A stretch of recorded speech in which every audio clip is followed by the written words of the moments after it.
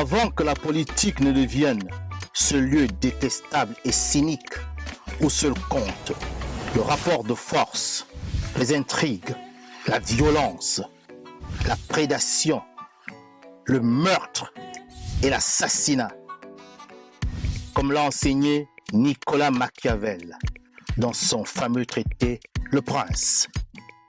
La politique était jadis portée par de nobles idées issues de la spiritualité osirienne, du fils de Ré, Osare, plus connu sous son nom grec, Osiris. Cette primordiale spiritualité, issue du matriarcat kamique de l'Égypte antique, avait pour fondement les 42 idéaux de la Maat. Sous son égide, la politique était faite pour l'homme, tournée au service exclusif du bonheur de l'humanité, quand Narimari, que l'on appelle aussi Narmer ou Ménès, fut le premier monarque de la terre, le premier homme à gouverner Kama, ou l'Égypte réunifiée au 4e millénaire avant l'ère chrétienne. Nous, la jeunesse africaine décomplexée, compétente, consciente et agissante, avons décidé de faire de la politique en nous inspirant de nos brillants ancêtres africains.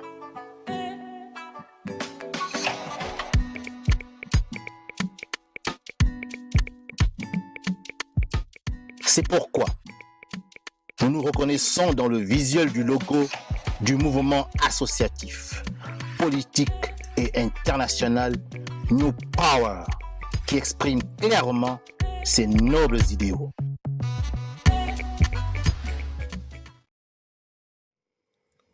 Nous avons eu, pour les différentes capitales que j'ai citées et d'autres que je n'ai pas citées, environ 1 435 746 Français inscrits sur les listes électorales.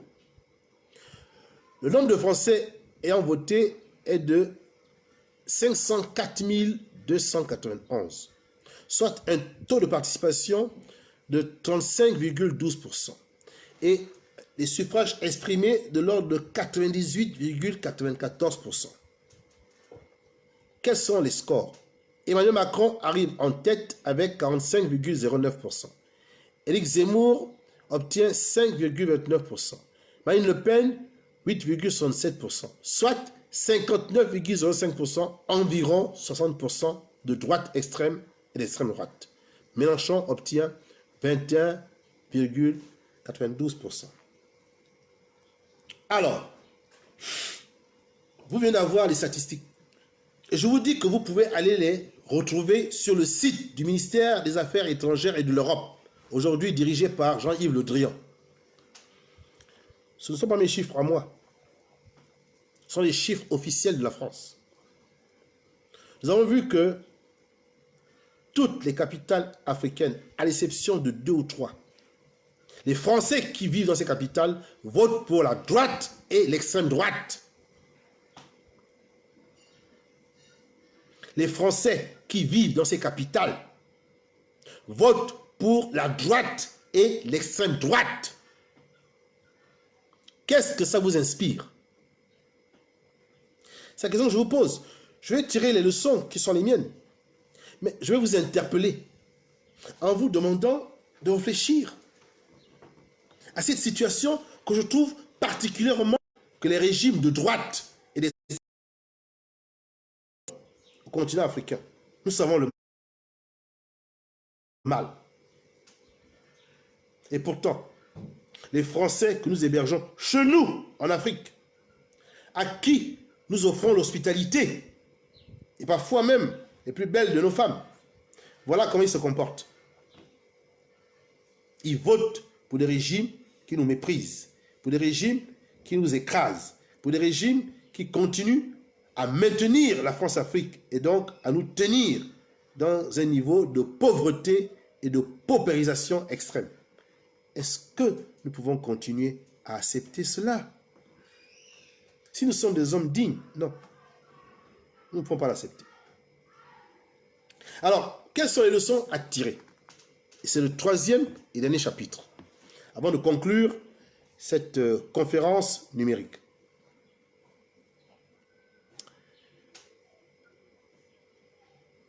La leçon que l'on peut tirer en France, c'est que désormais, nous avons 4 grands groupes politiques.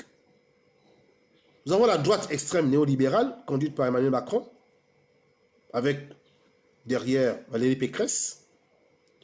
Nous avons l'extrême droite ultra-nationaliste, il faut le dire, raciste, avec à sa tête Marine Le Pen et Éric Zemmour. Nous avons en troisième position la gauche radicale, conduite par Mélenchon. Et nous avons le groupe des abstentionnistes, qui ne croient plus au système démocratique français. Et on voit l'affaissement des partis traditionnels français, de gauche et de droite, qui ont géré la France ces 40 dernières années.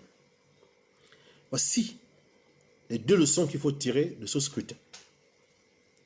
Un affaiblissement, un effacement, voire pas une destruction, mais une sorte de départ définitif des grands groupes politiques qui ont géré la France pendant ces 40 dernières années et qui se retrouvaient soit à gauche avec le Parti socialiste, soit à droite avec ce qui était avant le RPR, l'UDF, qui est devenu l'UMP et aujourd'hui maintenant le LR, les Républicains. La deuxième leçon, c'est la montée en puissance des radicalismes de gauche et de droite.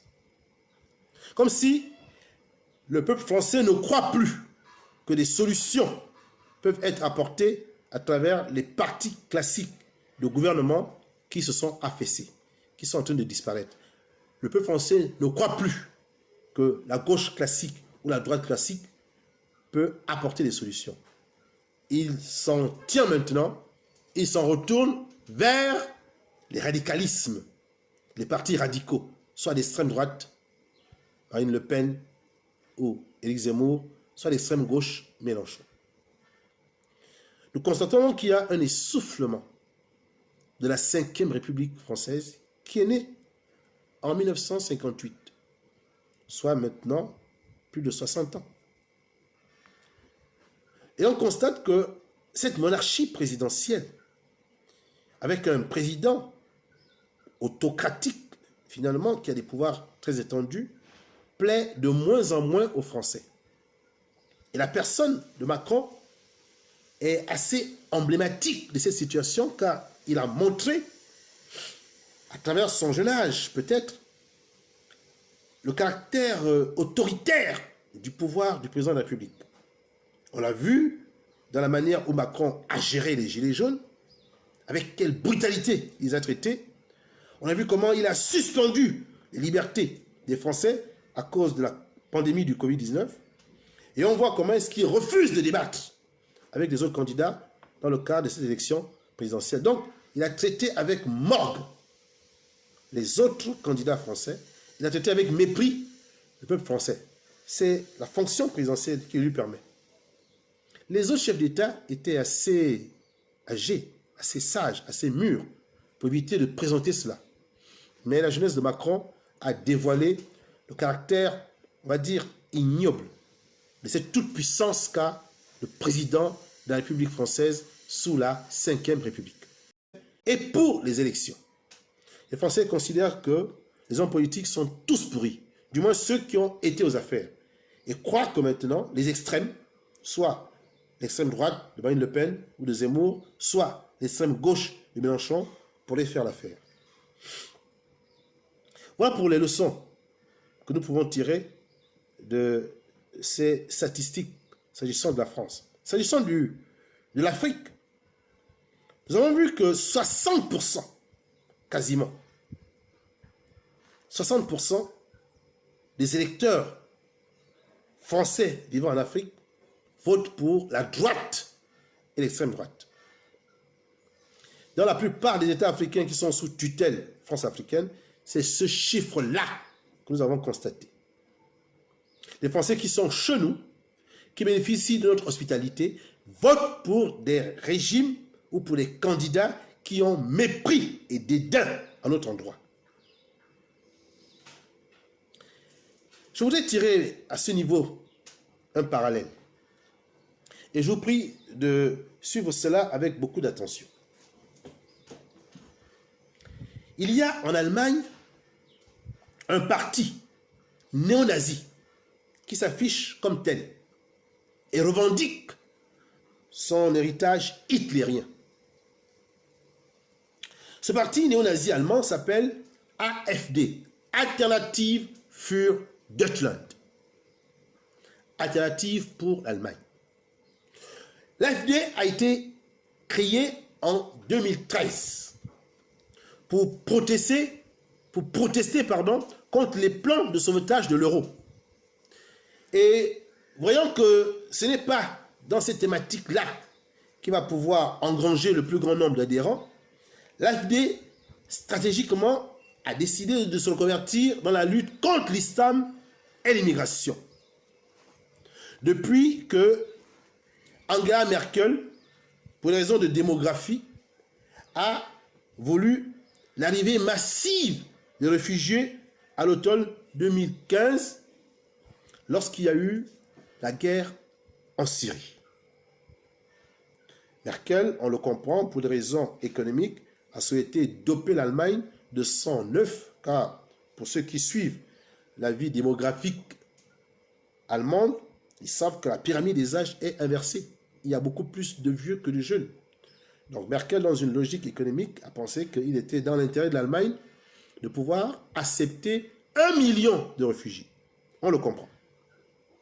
Mais la contrepartie, c'est que l'AfD s'est saisi de cette réalité des réfugiés arabes, musulmans en Allemagne, pour susciter le sentiment ultranationaliste, le rejet de l'islam, le rejet des Arabes, et donc ainsi engranger des voix.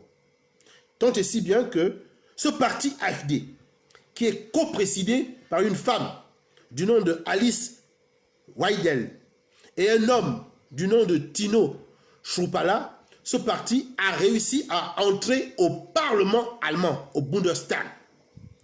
Cela s'est fait pour la première fois en 2013. Quand il a été créé, il a pu entrer dans la 19e législature le 24 septembre 2017. Nous avons eu 91 députés de l'AfD qui sont entrés au Parlement du Bundestag. C'était une première, un séisme, car depuis la fin du Troisième Reich allemand, il n'y a plus jamais eu de parti nazi ou néo-nazi en Allemagne. C'est un échec de la politique d'Angela Merkel. Comment, où cette dame, qui a été un grand dirigeant allemand, quitte le pouvoir, elle a néanmoins laissé au Parlement un parti néo-nazi, qu'on appelle l'AfD, qui a eu, pour la 19e législature, 91 députés, et pour celle qui a commencé le 26 septembre 2021, qui a eu 83 députés. Ce parti AfD, qui est un parti néo-nazi, donc antisémite, raciste, négrophobe, islamophobe, ce parti, vous imaginez que les Allemands qui sont à Tel Aviv, en Israël, vous imaginez qu'ils puissent voter pour ce parti tout en étant à Tel Aviv, en Israël? Est-ce que cela est même possible? Je ne le pense pas. Je ne le pense pas à cause de la Shoah. À cause de la Shoah, à cause d'Hitler, les Allemands qui sont à Tel Aviv ne peuvent pas voter pour l'AfD. Comment vont-ils expliquer ça après aux Israéliens qui leur accordent l'hospitalité? Faisons un parallèle avec les Africains. Je vous ai montré l'origine des familles françaises qui sont venues en Afrique. Je vous ai montré le profil. Eh bien, malgré l'esclavage, qui est un crime contre l'humanité, un génocide, malgré la colonisation, qui est également un génocide, et le néocolonialisme, qui sera un jour caractérisé comme un génocide, un crime contre l'humanité, eh bien, les Français que nous hébergeons votent pour des partis racistes. Ces Français, donc, veulent qu'on expulse les Africains de leur pays, la France, quand eux-mêmes continuent à vivre en Afrique. Cette position est contradictoire. Si vous êtes un Français raciste, que vous ne supportez pas les Africains, vous n'avez pas votre place en Afrique. Et même si on ne partage pas votre position, on comprendrait qu'en France, vous votiez pour Marine Le Pen ou pour Éric Zemmour. Mais nous n'acceptons pas que vous êtes en Afrique, chez nous, et vous votez pour des partis racistes. Donc, en réalité, vous êtes vous-même un raciste. Mais pourquoi devons-nous héberger des racistes en notre sein?